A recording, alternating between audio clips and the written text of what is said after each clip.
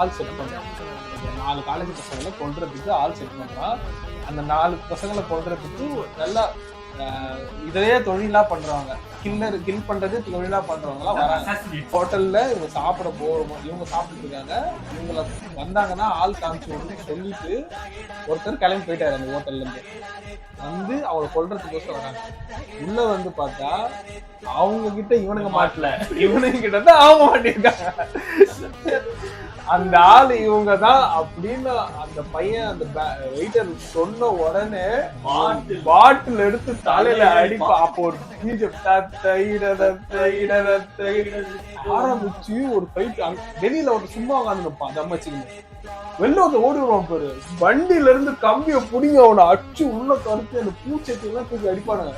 என்னடா இப்படி எடுத்திருக்க, இந்த தியேட்டர்ல பார்த்து எப்படா வந்திருக்கோம்.